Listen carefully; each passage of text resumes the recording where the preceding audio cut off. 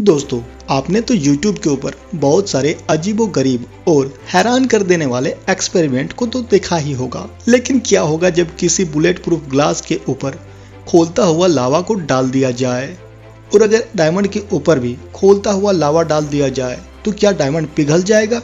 और पिघलने के बाद डायमंड आखिर दिखेगा कैसे? तो चलिए देखते हैं आज की इस धमाकेदार वीडियो में।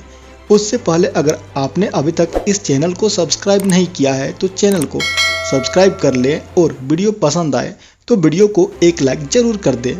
तो चलिए एक्सपेरिमेंट को देखते हैं। लावा वर्सेस डायमंड।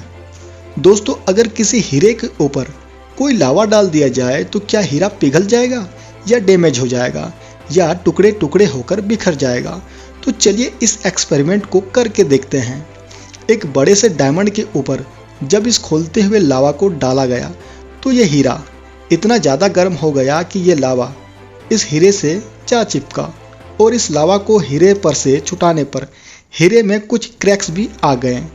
लेकिन दोस्तों, हीरा इतना ज़्यादा मजबूत और कठोर होता है कि किसी हीरे को पिघलाना इतना आसान भी नहीं होता, क्योंकि हीरे को पिघलाने के लिए बहुत ही हाई टेम्परेचर की ज़रूरत पड़ती है और लावा तो उस टेम्परेचर के आगे कुछ भी नहीं है।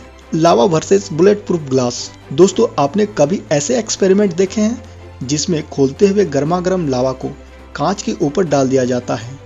और अगर ऐसा किया जाता है तो ग्लास का क्या असर होगा? ऐसा कुछ इस एक्सपेरिमेंट में भी किया गया है।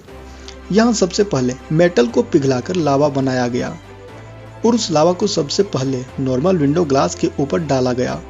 पहले इन ग्लास के 4 लेयर को खड़ा किया गया और जब इसके सबसे ऊपर वाले कांच पर लावा को डाला गया तो कुछ ही सेकंड्स में लावा की गर्मी की वजह से वह कांच टूटकर अलग अलग हो गए।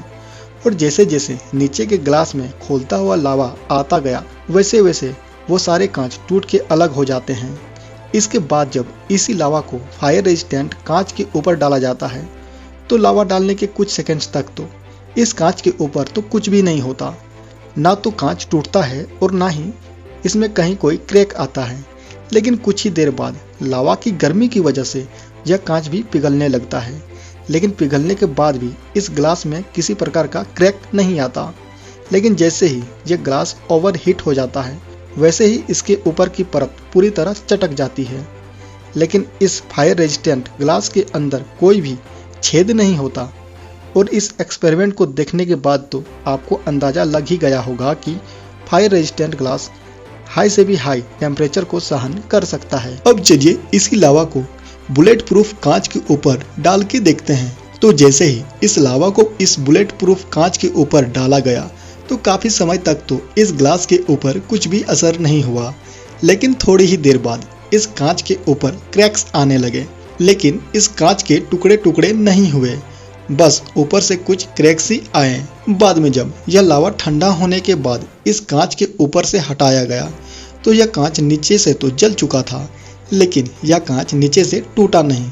और आपको बता दें, यह बुलेट प्रूफ कांच इतना मजबूत होता है कि अगर आप इसके ऊपर कुछ भी मारेंगे तो भी आप इस ग्लास का कुछ भी बिगाड़ नहीं पाएंगे, बस कुछ क्रैक्स ही आएंगे। दोस्तों, आज के लिए इस वीडियो में इतना ही। मिलते हैं एक और नई अमेजिंग वीडियो के साथ। तब तक के लिए गुड बाय।